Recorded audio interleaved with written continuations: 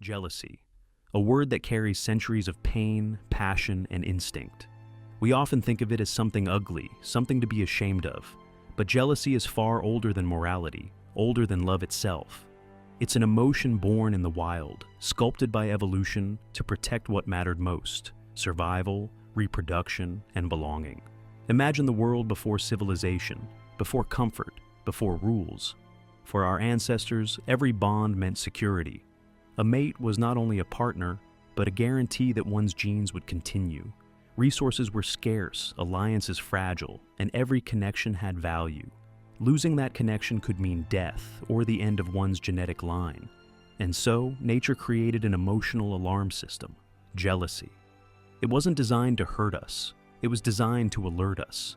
It told early humans something vital is at risk. In evolutionary terms, jealousy served a clear purpose. For males, it helped ensure paternity, that the offspring they invested their time and resources in were truly their own. A male who didn't care if his mate strayed might unknowingly raise another's child, losing the chance to pass on his own genes. Those who felt jealousy, those who guarded their mates, had a reproductive advantage. For females, jealousy evolved around a different threat, not the act of infidelity itself, but the loss of emotional commitment and resources. If a partner's attention shifted elsewhere, it could mean fewer resources for her and her children. In that sense, jealousy became a guardian of stability, an emotional force that protected the investment of love and labor. But jealousy didn't start with humans. We can see its traces across the animal kingdom. Among birds, primates, and even fish, scientists have observed behaviors that mirror human jealousy: guarding, aggression, attention-seeking. In one study, male bluebirds attacked rivals who simply approached their mate. In another, chimpanzees displayed rage when a partner showed interest in someone else. These behaviors show that jealousy is not a cultural invention. It is biological, a deeply rooted mechanism of protection, a way to defend bonds that improve survival odds. Over time, as human societies evolved, so did jealousy. It became more complex, more symbolic. What began as a territorial instinct over mates and offspring transformed into emotional and social jealousy. We no longer just guard our partners. We guard our status, our identity, our image in the eyes of others. The same neural circuits that once lit up when a rival approached a mate now activate when someone receives more attention, more affection, or more recognition. The ancient emotion simply found new targets in a modern world. Jealousy operates in the brain like a survival alarm. Studies show that it triggers activity in areas like the amygdala, the insula, and the anterior cingulate cortex regions, tied to threat detection and emotional pain. When we feel jealous, our body reacts almost as if we're under attack. Heart rate increases, cortisol spikes, focus sharpens. The brain perceives a potential loss as a danger, not just to our ego, but to our survival narrative. That's why jealousy feels so intense. It's not a modern insecurity. It's an ancient warning system. And yet, like all evolutionary tools, jealousy comes with a cost. What once helped protect relationships can now destroy them. In prehistoric tribes, a flash of jealousy might have prevented betrayal or loss of resources. In modern life, that same impulse can spiral into obsession, mistrust, and control. Our brains still run ancient software in a world that no longer fits its code. The evolutionary roots of jealousy explain why it feels impossible to ignore. You can't simply turn it off with logic because it doesn't live in the rational part of your mind. It's older than logic. It's a reflex coded into us long before we could speak, meant to keep us alive and connected. When you feel jealous, it's not a sign of weakness. It's a signal that your brain believes something valuable is being threatened, but what's changed is how we respond to that signal. In early human societies, jealousy often led to action guarding, confronting, even violence. Today, those impulses can't be expressed the same way, so they turn inward. We scroll, we compare, we obsess. We measure our worth by the attention others receive. The evolutionary function of jealousy, to protect what's ours, has become distorted in an age of abundance and exposure. Our instincts haven't caught up to our environment. Still, jealousy isn't purely destructive. Like fear or anger, it carries information. It points toward what we value most. If we listen without being consumed, jealousy can reveal insecurities, unmet needs, or desires we've buried. The same emotion that once made our ancestors guard their tribe can push us to guard our self-worth, to evolve emotionally instead of react instinctively. Perhaps that's the real evolution we're facing now. Not the elimination of jealousy, but its transformation. To recognize it not as a monster to suppress, but as a messenger to interpret. When you feel jealousy rise, you're hearing the echo of countless generations before you, people who fought, loved, and survived because they cared enough to protect what mattered. That feeling is a relic of survival, an emotional fossil that still beats inside your chest. But we are no longer primitive creatures living in constant danger. We have consciousness, the ability to observe, reflect, and choose. The same evolutionary force that once bound us to instinct can now teach us about awareness. Jealousy began as possession, the urge to keep what's ours. But maybe, in understanding it, we evolve past possession and into connection, the ability to love without fear, to trust without control, to protect without destroying. In the end, jealousy reminds us of something profound, that to be human is to care, to fear loss, and to want meaning in our attachments. The challenge of our time isn't to erase jealousy, but to evolve our response to it. To understand that behind every pang of jealousy is a story millions of years old, a story about survival, about love, and about what it means to be human. There's a subtle line that separates jealousy from envy, yet most of us blur it without realizing. We say we're jealous when someone gets the job we wanted, when we see a friend's perfect vacation, or when our partner talks to someone new. But in truth, those are two different emotions, cousins born from the same evolutionary family, but driven by very different instincts. Envy begins with desire. It's the ache of wanting what someone else has: their success, their beauty, their life. Jealousy, on the other hand, begins with fear, the fear of losing something we already possess. Envy looks outward, jealousy looks inward. Envy says, "I want what you have." Jealousy says, "I'm afraid you'll take what's mine." One reaches for something missing, the other clings to something slipping away. To understand the difference, we need to trace their origins. Envy emerged from competition, the drive that pushed our ancestors to strive, to compare, to improve. In a tribe, seeing another hunter bring back more food, or another family build a better shelter, triggered a spark of discomfort. That spark could either burn or build. It could turn into resentment or motivation.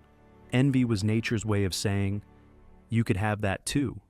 It fueled ambition long before humans had words for success. Jealousy, by contrast, was about protection. In the prehistoric mind, everything of value was fragile: a mate, a bond, a resource. Losing any of them could mean vulnerability or extinction. So jealousy evolved not to motivate gain, but to prevent loss. Where envy said, "Go get more," jealousy said, "Don't let go." It guarded relationships, loyalty, and belonging, the things that made human cooperation possible. And yet, as society grew more complex, the two emotions began to intertwine. In modern life, the same triggers that once helped us survive now confuse us. We envy people's achievements, but call it jealousy. We feel jealous over someone's attention, when in reality, we envy the feeling of being chosen. Social media has amplified this confusion. We scroll through endless displays of success, beauty, and affection, and we feel a cocktail of both emotions at once.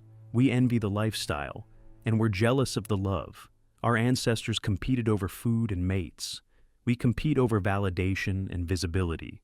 The battlefield has changed, but the emotions remain the same. Inside the brain, envy and jealousy even light up different circuits. Envy activates the anterior cingulate cortex, the region linked to social comparison and pain. That's why envy hurts. It's a wound to the ego, a reminder of what we lack. Jealousy, meanwhile, engages the amygdala and hypothalamus, areas tied to threat and attachment. It doesn't hurt in the same way. It alarms. It prepares us to defend. That's why jealousy feels like tension, restlessness, vigilance. It's not sadness for what we don't have. It's panic at the thought of losing what we do. But here's where the story turns deeper. Envy can evolve into jealousy, and jealousy can grow from envy. Imagine watching someone else get close to the person you love. First comes envy. You wish for their attention, their connection. Then comes jealousy, the fear that this new presence might take your place. The two emotions dance together in complex human relationships, feeding each other like twin fires burning from opposite sides. Culturally, we've romanticized jealousy while shaming envy. We call jealousy proof of love, but envy a sin.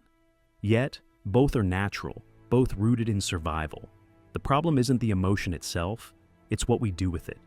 Envy can push us to grow, to create, to reach higher. But when it festers, it turns corrosive, making others' success feel like our failure. Jealousy can remind us to nurture our bonds, to protect what's important. But when it takes control, it becomes possessive, fearful, destructive. Both emotions are powerful mirrors. They show us what we value and what we fear losing. In every era, humans have tried to tame these forces. Ancient philosophers saw envy as the shadow side of admiration, proof that we recognize greatness but haven't yet accepted. Our own religious traditions warned against it, calling it one of the deadliest emotions because it devours joy from the inside. Jealousy, meanwhile, was both condemned and celebrated. It fueled myths and tragedies, from Othello's madness to the jealous gods of Greek legend. We feared it, yet we couldn't imagine love without it. At its core, jealousy speaks the language of attachment and envy the language of aspiration. One belongs to the heart, the other to the mind. When you feel jealous, you're defending an emotional bond. When you feel envious, you're confronting your self-worth. Both emotions ask the same question in different tones. Am I enough? Am I enough to keep what I love?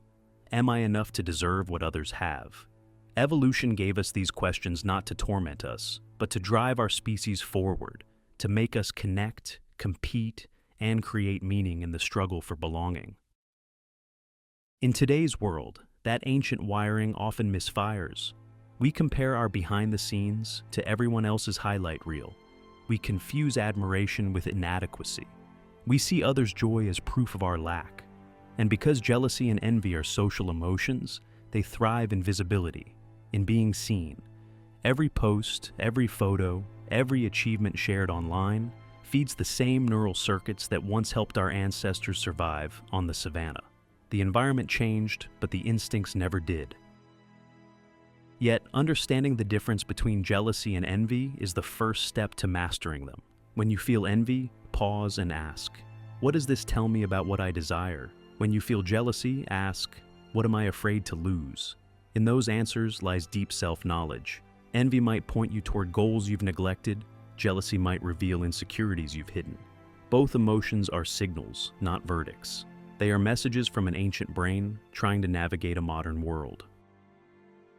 Perhaps the hidden distinction between jealousy and envy isn't just about what we want or fear, but how we choose to respond. Envy invites us to grow. Jealousy invites us to protect, but both, if misunderstood, can destroy. The challenge of our evolution now is not to silence them, but to evolve them, to let envy inspire admiration instead of resentment, and jealousy strengthen trust instead of erode it. In the end, envy and jealousy are two sides of the same ancient coin, minted in the fires of survival. One face urges us to chase what we desire, the other warns us to guard what we cherish. Together, they tell the full story of human longing, the endless balance between reaching out and holding on. To feel them is to be human, to understand them is to transcend them.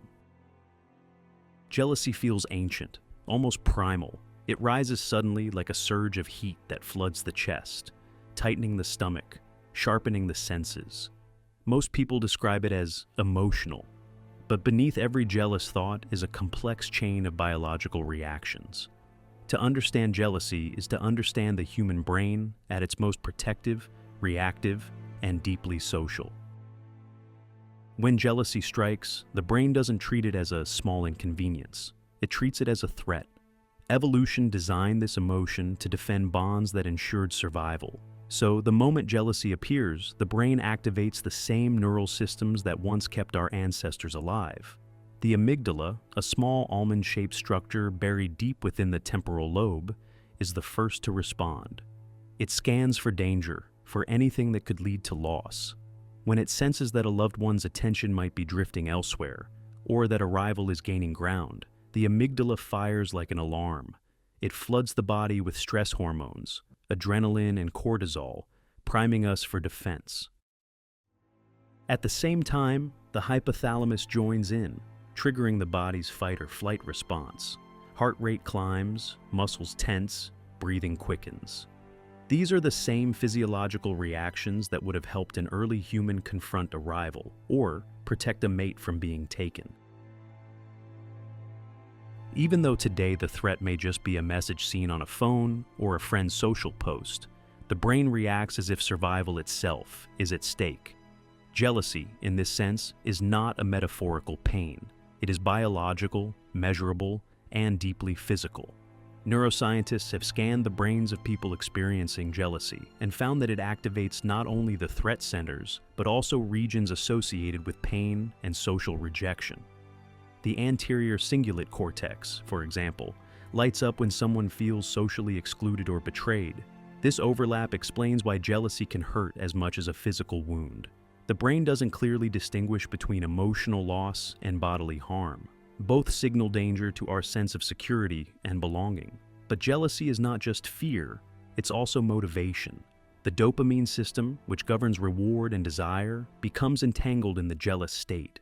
When we fear losing someone or something we value, dopamine levels fluctuate, creating craving and focus. The brain begins to fixate on the person or situation that triggered the feeling. This is why jealousy often leads to obsessive thinking, checking messages, replaying events, imagining scenarios. The mind is caught in a feedback loop of threat and desire. Protect what's mine, restore what's lost, seek reassurance. It's a chemical storm that makes rational thought almost impossible. Interestingly, studies show that jealousy activates different patterns in men and women, shaped by evolutionary pressures. In many experiments, men tend to show stronger physiological responses to sexual infidelity, while women react more intensely to emotional betrayal.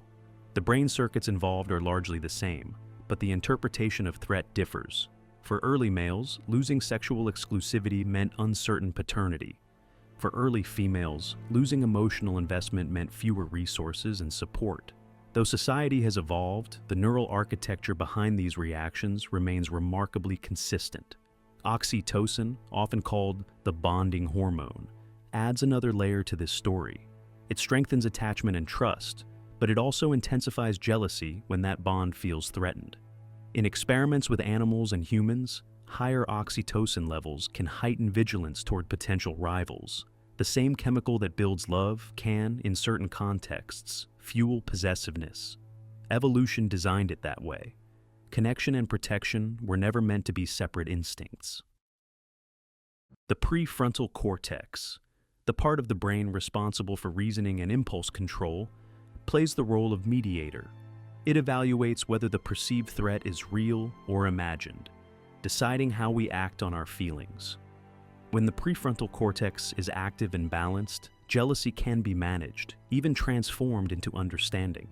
But when stress overwhelms this region, emotional regulation falters. That's when jealousy becomes dangerous, when it drives impulsive decisions, accusations, or aggression. In that moment, the primitive brain overrules the rational one. Every episode of jealousy is, in effect, a conversation between these systems. The amygdala shouting, "danger," the hypothalamus arming the body, the dopamine system demanding reassurance, the prefrontal cortex struggling to maintain control. The emotion feels chaotic because it literally is, a tug of war between survival instincts and social intelligence. What makes jealousy particularly human is the imagination. Our highly developed cerebral cortex allows us to envision possibilities, who our partner might be texting, what our rival might be thinking, what could happen next. These imagined scenarios can trigger the same neural reactions as real events. The brain doesn't easily distinguish between perception and imagination when it comes to emotional threat. That's why jealousy can spiral even without evidence. The mind creates its own proof through vivid simulation. But this same imagination offers the key to managing jealousy. By engaging self-awareness and reflection, we can observe the emotion rather than be consumed by it. Functional MRI studies show that mindfulness practices, consciously noticing a feeling without acting on it, reduce activity in the amygdala and increase connectivity with the prefrontal cortex. In other words, understanding what jealousy does to the brain literally changes how the brain handles jealousy. It's easy to think of jealousy as purely destructive, but biologically, it serves a purpose. It alerts us to potential loss, it motivates us to maintain relationships, and it reinforces the value of connection. Without it, our ancestors might have been indifferent to betrayal or competition, leaving their partnerships and offspring vulnerable. Jealousy was nature's insurance policy for commitment. The cost of that insurance is the emotional pain we still feel today. The challenge of modern life is that our brains are still wired for prehistoric conditions. The same neural systems that once responded to tangible threats, a rival in the camp, a stolen resource, now react to abstract ones. A comment, a glance, a photo online. Our emotional machinery hasn't adapted to the speed and visibility of modern relationships. We experience constant stimulation of those ancient circuits with none of the resolution our ancestors found through direct action or communication. Yet, knowledge offers power. When you understand that jealousy is not madness, but biology, not a personal flaw, but an ancient reflex, you begin to gain distance from it. You can recognize the surge of adrenaline for what it is, the echo of evolution trying to protect connection.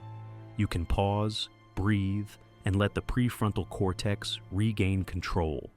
Awareness becomes the modern version of survival. At its core, jealousy is the brain's attempt to preserve love, belonging, and identity. It is both our oldest emotional defense and our most modern psychological challenge. The same circuits that once kept us bonded around the fire now test our ability to remain calm in a world of constant comparison. To master jealousy, we don't need to suppress it. We need to understand it, because beneath every jealous impulse lies a brain doing exactly what it was designed to do, to keep what it believes is essential for survival: connection, attachment, and the fragile sense of being chosen. 4. Jealousy in romantic relationships. Jealousy and love have always been intertwined. From the earliest myths to the quiet tensions of modern relationships, jealousy has shadowed affection like a twin born of the same heart. It's the emotion that makes love feel alive and threatened at once, a force that can both protect and destroy. To love is to open yourself to loss, and jealousy is the mind's attempt to defend against that possibility. In romantic relationships, jealousy emerges as one of the most powerful and complex emotions. It doesn't come from hate or indifference. It grows out of care, attachment, and fear. When someone becomes part of our emotional identity, their attention becomes a reflection of our worth. If that attention shifts, even slightly, the mind reacts as if part of the self is being taken away. Jealousy isn't only about losing another person. It's about losing the version of ourselves that exists in their eyes. Psychologists describe romantic jealousy as a social alarm system. It warns us when the bond we depend on might be in danger. In evolutionary terms, that alarm served an important function. It motivated commitment, guarded partnerships, and deterred rivals. For men in early human societies, jealousy helped ensure paternity certainty, the instinct to make sure their genetic investment was secure. For women, jealousy often centered on emotional fidelity, the fear of losing a partner's support and resources. Both forms of jealousy work to protect the pair bond, an essential structure for raising offspring and surviving as a unit. But modern relationships have outgrown the conditions that shape these instincts. Today, jealousy arises not from the threat of survival, but from the complexity of intimacy. It appears when a partner seems distant, when they laugh too long with someone else, or when their phone becomes a private world you can't enter. These aren't signs of immediate danger, but to the brain, they feel like them. The emotional circuitry that once responded to physical threats now reacts to psychological ones. A momentary glance, a delayed text, or a social media post can trigger the same chemical cascade that once prepared our ancestors to fight for their mates. Jealousy can express itself in countless ways. Sometimes it's a quiet unease, a subtle shift in tone, a question left unasked but felt. Other times, it's explosive: accusations, control, anger. Beneath both forms lies the same root: fear. Fear of being replaced, of not being enough, of losing love's certainty. And because love itself is built on vulnerability, the line between passion and possession becomes dangerously thin. In healthy relationships, jealousy can play a protective role. It reminds partners that they value each other, that they are emotionally invested. A small spark of jealousy can reignite appreciation, inspire communication, or bring attention to neglected needs. But when jealousy becomes chronic, it transforms from protector to poison. It replaces trust with suspicion, curiosity with control. What began as a desire to preserve the relationship becomes the very thing that erodes it. The psychology of romantic jealousy is tied to attachment, the deep emotional pattern we form early in life. People with secure attachment tend to experience jealousy less intensely. They trust that love can withstand temporary distance. Those with anxious attachment often experience jealousy as panic, interpreting small changes as signs of abandonment. Avoidant individuals, meanwhile, may suppress jealousy outwardly, but feel it internally, battling between the need for closeness and the fear of dependence. These attachment styles shape how jealousy is expressed, either as clinging, withdrawing, or confronting, but all stem from the same human need for security. The paradox of jealousy is that it seeks to maintain connection through control. It's an emotion that wants to keep love safe by restricting it, but love, by nature, can't survive under restraint. When one partner tries to limit the other's freedom out of fear, both end up suffocating. Jealousy pretends to protect love, but what it truly protects is the self from uncertainty. The fear of not being chosen becomes the illusion of ownership. Modern culture complicates this even further.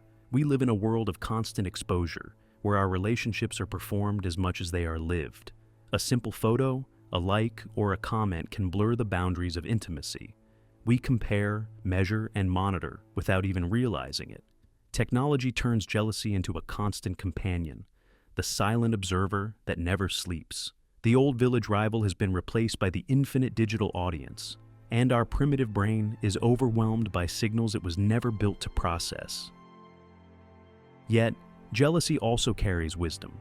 It tells us when our boundaries feel violated, when something important is missing, when we crave reassurance or connection.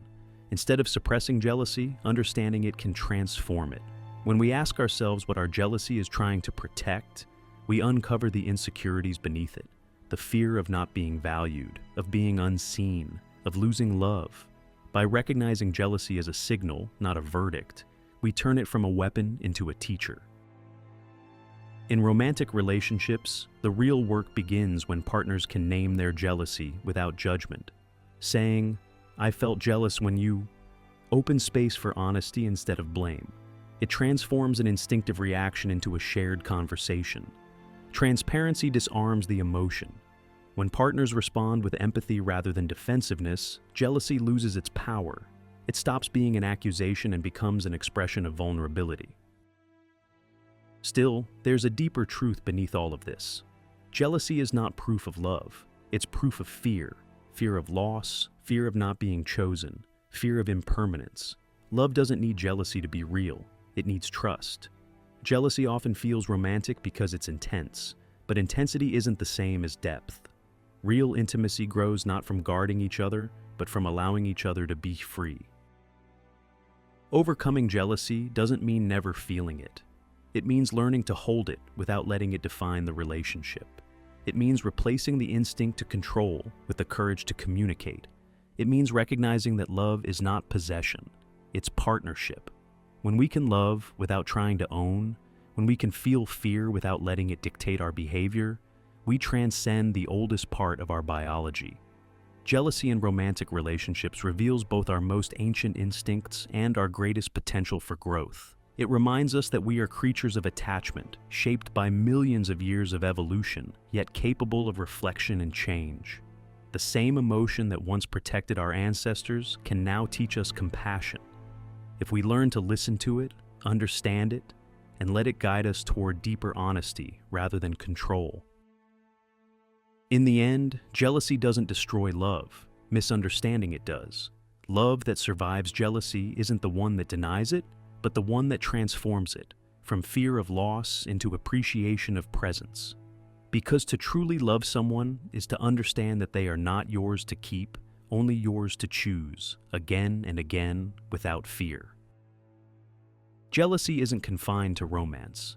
It seeps into every layer of social life, friendships, careers, communities, even the quiet corners of our own minds. In a world built on comparison, social jealousy has become one of the most pervasive emotions shaping human behavior. It's the silent tension between admiration and resentment, the inner whisper that says, "Why not me?" Long before money, fame, or followers existed, status meant survival. In early human societies, social rank determined access to resources, mates, and safety. Those higher in status received more support from the group, while those lower had to struggle for recognition. Evolution favored individuals who were sensitive to social hierarchy, who paid attention to who had more, who was admired, who was chosen. The earliest forms of social jealousy were born from this awareness. It wasn't vanity, it was vigilance. Knowing your place in the social order could mean the difference between thriving and being left behind. Even today, that ancient mechanism still drives our behavior. The human brain is wired to track social standing with remarkable precision. Neuroscientists have found that the same neural circuits that process physical pain also react to social exclusion and comparison. When someone receives more praise, attention, or respect than we do, the anterior cingulate cortex, the brain's emotional pain center, activates jealousy. In this context, is not just emotional discomfort, it's neurological distress. It hurts to feel inferior because, to our ancestors, social rejection was a threat to survival itself. Social jealousy manifests in subtle ways. It can appear as irritation at a friend's success, as withdrawal from someone who outshines us, or as the quiet urge to one-up others. It often hides beneath politeness, a smile masking envy, a compliment tinged with bitterness. What's dangerous about social jealousy is not its existence, but its invisibility. We rarely admit it, even to ourselves, because it clashes with our self-image. We want to believe we're happy for others, but part of us measures our own worth through comparison. Modern society amplifies this instinct to unprecedented levels. In the digital age, social comparison is constant and unavoidable. Every scroll, every post, every highlight reel becomes a trigger. We no longer compare ourselves to a handful of people in our community. We compare ourselves to thousands across the world. The hierarchy has become infinite, and our emotional systems can't keep up. The primitive brain that once gauged its rank in a tribe of 100 now faces an endless feed of curated perfection. This constant exposure distorts perception. We don't see reality. We see fragments designed to evoke admiration. And admiration, when mixed with insecurity, breeds jealousy. The success of others begins to feel like a personal failure. The happiness of others becomes evidence of our lack. It's not that we want them to lose. We just can't help feeling smaller in their light. Social jealousy thrives in this emotional contradiction, loving someone's success and resenting it at the same time. But there's a reason our brains evolved this sensitivity. Social jealousy once served as a motivator, pushing us to improve, to compete, to earn our place. It spurred ambition, innovation, and effort. Seeing someone excel could trigger the drive to match or surpass them. In that sense, jealousy was not always destructive. It was adaptive. It taught us what society valued, what behaviors led to reward. Without it, we might lack the social feedback that fuels growth. The danger arises when competition turns into comparison, and comparison turns into despair. When social jealousy becomes chronic, it corrodes self-worth. Instead of motivating us, it paralyzes us. The mind starts to fixate on what others have, success, beauty, recognition, until it forgets its own direction. This form of jealousy doesn't just hurt relationships, it distorts identity. The more we measure our value against others, the less we understand who we are without them. Sociologists describe modern culture as a status economy, where attention has become currency. Likes, followers, and validation act as digital markers of rank. And because our brains are wired to equate status with safety, each notification or public reaction carries emotional weight. The absence of attention can feel like rejection. The abundance of it can create addiction. Jealousy becomes both the fuel and the byproduct of this economy. We crave what others have, and in doing so, we feed the same system that keeps us wanting. Yet, not all forms of social jealousy are toxic. There's a kind often called benign envy, a version that transforms comparison into inspiration. When we see someone succeed and feel both admiration and motivation, we experience the healthy side of this emotion. It reminds us of what's possible. It directs our energy toward growth instead of resentment. The difference lies in self-perception. When we believe we're capable of improvement, envy becomes drive. When we believe we're stuck, it becomes poison. The key to navigating social jealousy lies in awareness. Jealousy begins as a flicker, a small, sharp feeling of loss or threat. But under certain conditions, that flicker can ignite into something darker. What starts as a natural emotion, meant to protect love or social bonds, can spiral into obsession, control, and even violence. It's in this transformation that jealousy reveals its most dangerous side, when it no longer guards what we value, but consumes it. In its healthy form, jealousy alerts us to a potential loss. It says, "Pay attention, something important might be slipping away." But when the signal becomes overwhelming, when it mixes with insecurity, fear, or past wounds, it stops serving its purpose. It turns into fixation. The jealous mind begins to imagine threats where none exist, and small doubts grow into entire narratives of betrayal. What was once protective becomes possessive. Psychologists describe this as pathological jealousy, an emotional state where logic gives way to obsession. The person no longer reacts to reality, but to the stories their mind constructs. Every text, every glance, every silence becomes evidence. Trust evaporates, replaced by the need for control. At its core, destructive jealousy is not about love, but about fear, the fear of inadequacy, abandonment, and losing power over what gives life meaning. The brain, under jealousy's spell, behaves as if under attack. Regions like the amygdala and insula, responsible for fear and threat detection, go into overdrive. The prefrontal cortex, the part that regulates reason, begins to lose its grip. Neurochemically, jealousy looks a lot like stress or addiction. The mind becomes hooked on suspicion. It seeks relief not through understanding, but through control. The result is an endless cycle. The more one tries to feel secure, the more insecure they become. Throughout history, this dark form of jealousy has driven some of humanity's most tragic stories.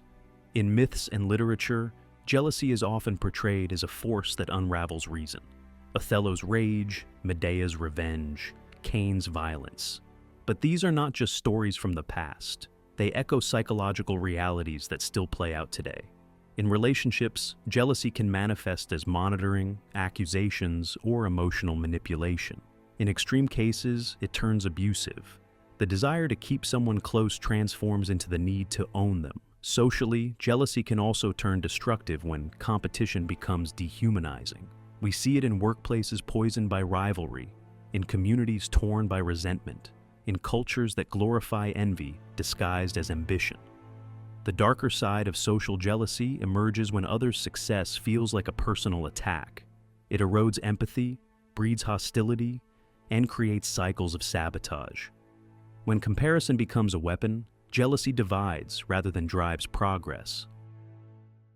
At its worst, jealousy leads to what psychologists call emotional narrowing. The jealous person can no longer see the full complexity of another human being. They become an object, a possession, a threat, or a source of validation. The jealous mind loses perspective because its focus has collapsed entirely onto one fear: being replaced. That fear distorts everything, memories, gestures, even love itself. What once connected two people begins to suffocate them. One of the most paradoxical truths about jealousy is that it's often rooted in self-doubt. The more someone believes they are unworthy of love, the more likely they are to cling, control, or suspect. Destructive jealousy rarely comes from confidence. It comes from fragility.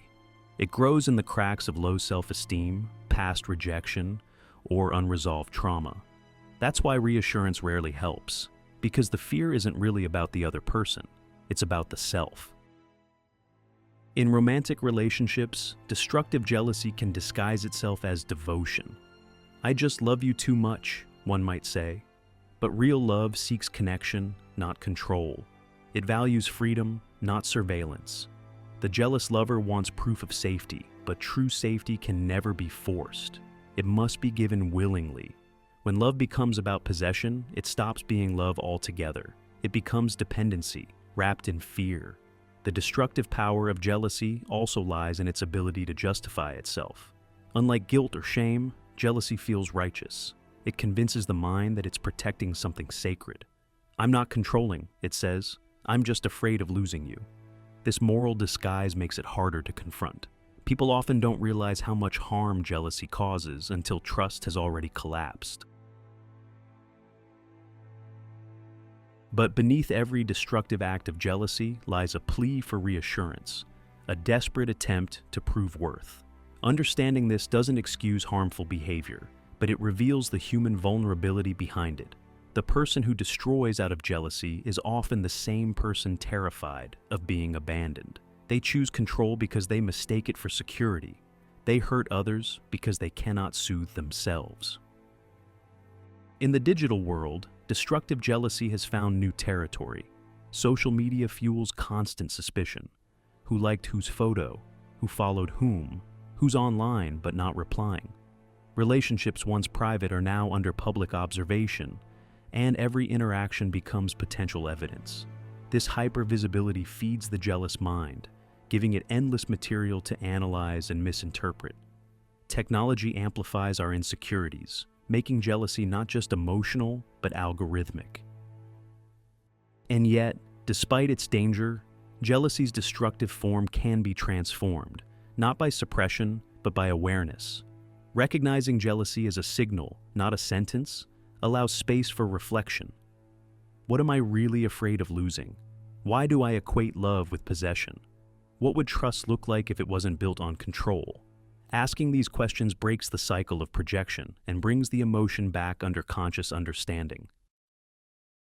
The antidote to destructive jealousy is not indifference, it's security. Emotional security built through self-awareness, communication, and boundaries. It's the ability to tolerate uncertainty without spiraling into fear, to love without ownership, to admire without resentment. These are not natural states, they are learned skills, but they're what allow the primitive emotion of jealousy to evolve into something more human, more conscious. Jealousy, when left unchecked, can destroy relationships, reputations, and even lives. But when faced with honesty, it can also reveal the deepest truths about what we value, what we fear, and how we love. The darkness of jealousy is not inevitable. It's a warning, a reminder that love without trust becomes bondage, and self-worth dependent on others becomes prison. In the end, the most dangerous thing about jealousy is not its intensity, but its blindness. It makes us see threats where there are none, enemies where there are friends, and control where there should be care. To overcome it is not to eliminate jealousy, but to evolve beyond its primitive form, to replace fear with understanding and possession with presence. Because what jealousy truly fears losing was never the other person. It was the illusion of control. And once we let go of that illusion, we begin to love in a way that no longer needs to destroy in order to feel safe. Jealousy is universal, yet the way it is experienced, expressed, and interpreted differs dramatically across cultures. What evokes jealousy in one society may barely register in another, and the rules surrounding it, who can feel it, how it can be expressed, and how it is managed, are deeply tied to cultural values, norms, and histories. In some cultures, jealousy is expected and even normalized. In societies that emphasize family ties, loyalty, or hierarchical relationships, jealousy acts as a social glue. It reinforces bonds, signals commitment, and maintains order. For example, in communities where arranged marriages are common, jealousy over a partner's attention is often publicly acknowledged, even ritualized. It functions as a way of protecting relationships that are intertwined with family honor, social status, and lineage. In these settings, jealousy is not only accepted, it is understood as a necessary signal that bonds are being defended. Contrast that with more individualistic societies, where personal freedom and autonomy are emphasized. Here, jealousy is often framed as an internal struggle, something to be managed quietly. Open displays of possessiveness or suspicion may be frowned upon because they conflict with cultural ideals of independence and self-control. People are expected to regulate their emotions and resolve conflicts through communication rather than dominance or control. In these contexts, jealousy is seen less as a protective instinct and more as a personal challenge, an emotion to understand and moderate rather than a social duty. Jealousy also interacts with gender norms, which vary widely across cultures. In many traditional societies, men are expected to assert control over romantic partners, and jealousy is tolerated or even celebrated as proof of love or vigilance. Women, on the other hand, may experience societal pressure to conceal jealousy, maintaining the appearance of grace or emotional stability. In contrast, in cultures that emphasize gender equality, both men and women are encouraged to manage jealousy through reflection and discussion. Expression is less about control and more about dialogue, signaling emotional intelligence rather than possession. The ways jealousy manifests in social life are equally shaped by cultural values. In some collectivist cultures, jealousy often extends beyond romantic relationships to include family, social networks, and community roles. A friend's promotion, a sibling's success, or a neighbor's recognition can trigger jealousy because all of these achievements impact relative standing within a tight social network. In highly individualistic cultures, by contrast, social jealousy tends to focus on personal goals and achievements. People may experience envy or resentment towards strangers, celebrities, or colleagues, rather than close community members, because the cultural emphasis is on competition with a broader society rather than comparison within a tightly knit group. Cultural attitudes toward jealousy can also shape moral interpretations. Some cultures frame jealousy as morally neutral, a natural and unavoidable human emotion, while others cast it as a vice or weakness to be overcome.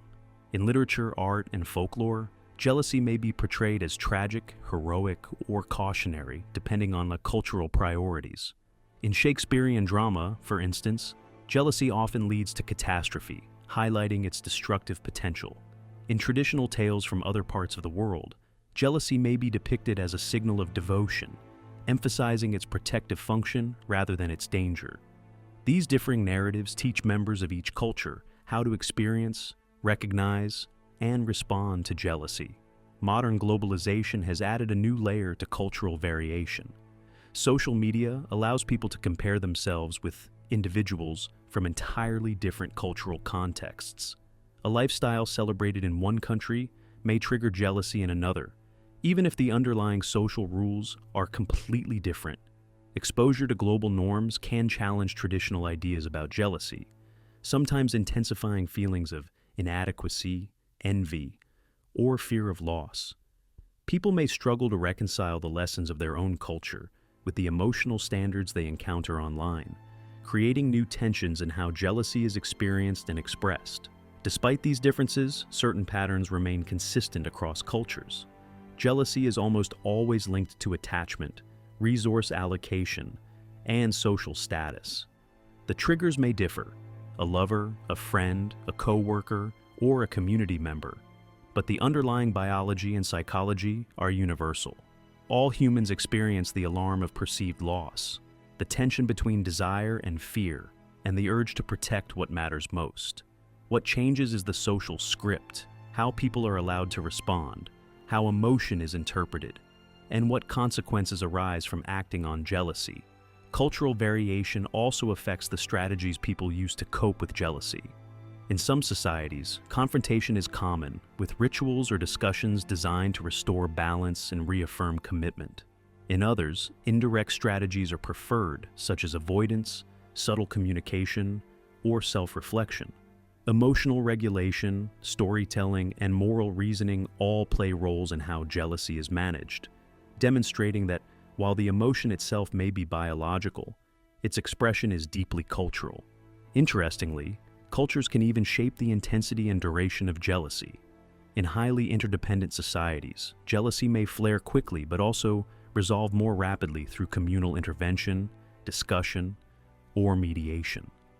In more individualistic settings, jealousy may simmer silently, unresolved for longer periods because direct confrontation may be socially discouraged or because emotional regulation is expected to be internalized. The same physiological response occurs in the brain, but the social context guides how it is expressed and managed. Jealousy has existed as long as humans have formed bonds, competed for resources, and sought validation. But in the age of Instagram, TikTok, and endless social media feeds, jealousy has evolved into a digital phenomenon, one that operates at the speed of notifications and thrives in the constant visibility of other people's lives. In the past, jealousy was mostly grounded in immediate, tangible experiences: a glance shared, a conversation overheard, a rival approaching. These were the triggers that activated our emotional circuitry. Today, the triggers are often images, posts, likes, and comments. The very architecture of social media is designed to display curated snippets of success, beauty, and intimacy. Each post becomes a window into someone else's world, carefully filtered, perfectly framed, and endlessly compared to our own. In this environment, jealousy moves from reaction to constant state. Digital jealousy is both subtle and pervasive. It can appear as a fleeting irritation, a pang of insecurity when someone posts a photo with friends, an achievement, or even a casual caption. It can escalate to obsessive monitoring, checking notifications repeatedly, analyzing every interaction, and reading meaning into every like or comment. The brain responds to these digital signals as if they were real-world threats. The amygdala, the region responsible for detecting danger, reacts to social cues online just as strongly as it would to someone approaching a partner in person. The mind cannot easily distinguish between virtual and physical cues when attachment and fear of loss are involved. Instagram, in particular, magnifies this emotional landscape. Likes, followers, stories, and tagged photos act as digital markers of attention and social validation. When someone we care about engages with another person online, the mind registers it as a potential threat. The fear of being replaced, ignored, or overlooked becomes amplified by the platform's design, which encourages constant comparison. Each swipe, each scroll, each moment spent viewing curated realities feeds the brain's jealousy circuits, often without conscious awareness. Unlike traditional jealousy, digital jealousy is continuous and public. In the past, rivals had to be present. Now, the entire world can be seen as a competitor. Friends, acquaintances, even strangers can trigger jealousy simply by existing in a space that is visible and quantifiable. The metrics of online life, likes, shares, comments, turn attention into a form of currency. Our emotional value becomes measured not by tangible connection, but by digital engagement. The stakes feel higher because every post is a public affirmation, and every lack of acknowledgement can feel like rejection. The psychology behind digital jealousy is complex. Part of it is envy, part fear, part attachment anxiety. Seeing someone else's curated life evokes envy, a desire for what they have. Observing a partner interacting with others evokes fear, a threat to what we already possess.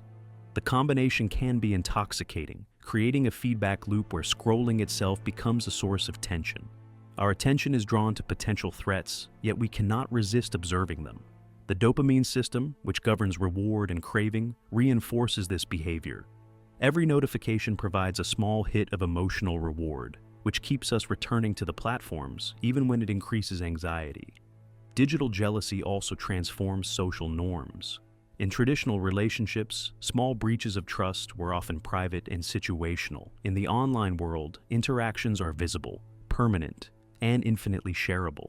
This permanence increases the pressure to monitor, respond, and interpret.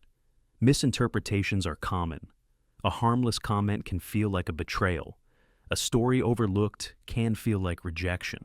The mind interprets these virtual interactions with the same intensity as face-to-face encounters, leading to amplified emotional responses.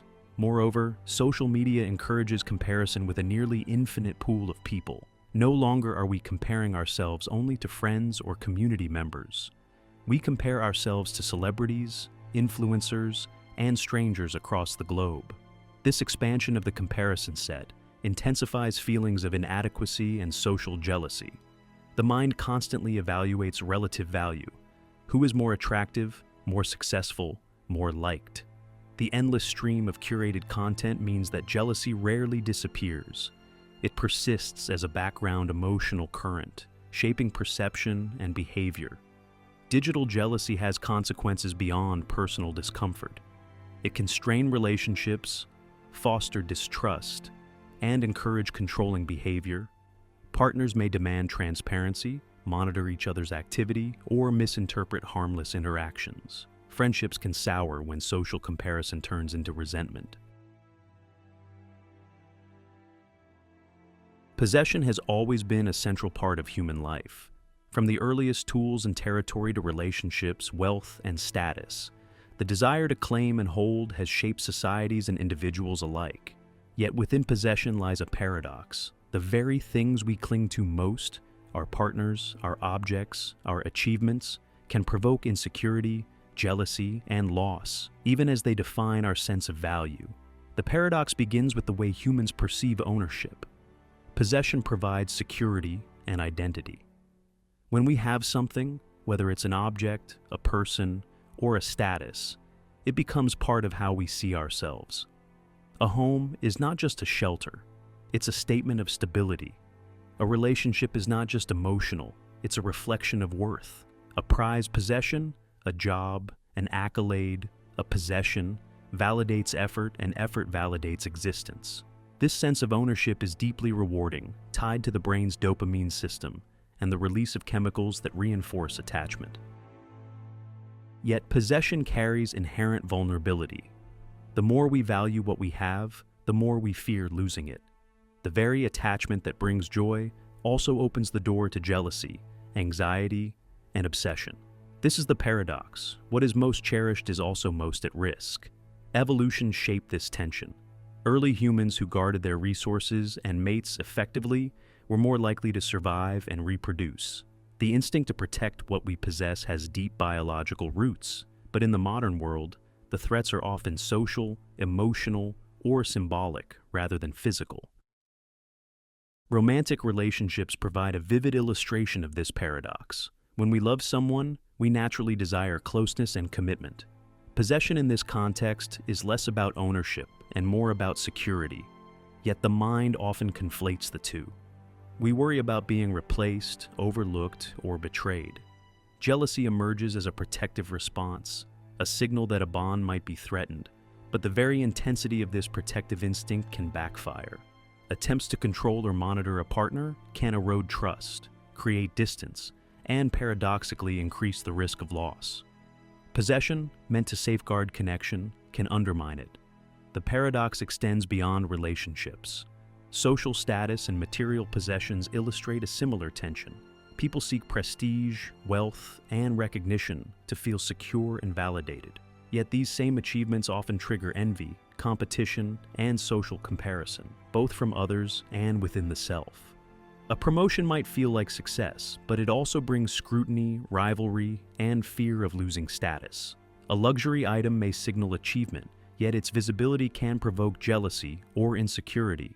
The very markers of possession can generate the threats they are meant to protect against. Neuroscience offers insight into why this happens. The brain's reward and threat systems are intertwined when it comes to possession. Ownership activates pleasure centers, releasing dopamine and reinforcing the sense of gain. But the perception of threat, someone encroaching on what we value, activates the amygdala and hypothalamus, triggering stress, vigilance, and sometimes aggression. In essence, the same neural circuitry that celebrates possession also prepares us to defend it. The emotion that accompanies ownership is therefore always ambivalent. Satisfaction and fear exist simultaneously. Cultural and societal norms amplify this paradox. In consumer-driven societies, value is often defined by what one owns, possessions, experiences, or even social media recognition. This externalization of worth intensifies the stakes. When self-esteem is tied to possession, losing it is not just practical, it feels existential. The paradox becomes acute. The more we define ourselves through ownership, the more vulnerable we become to envy, comparison, and fear of loss. The very act of claiming and cherishing becomes a source of anxiety. Psychologically, the paradox of possession extends to identity itself. Humans are deeply social creatures, and the things we possess, people, achievements, objects, are often interwoven with our sense of self. Losing them is not merely loss of a thing. It feels like loss of part of the self. This explains why jealousy, grief, and possessiveness are so powerful. The threat is not only external, it is internal, striking at the core of how we understand our place in the world. Yet there is a counterintuitive solution embedded in the paradox. The more we cling rigidly to possession, the more likely we are to provoke fear, conflict, and loss. The more we recognize that value and connection are not solely dependent on ownership, the more resilient we become. Mindfulness, trust, and perspective allow us to experience joy and attachment without succumbing to destructive jealousy. Possession becomes a source of meaning rather than a chain of anxiety.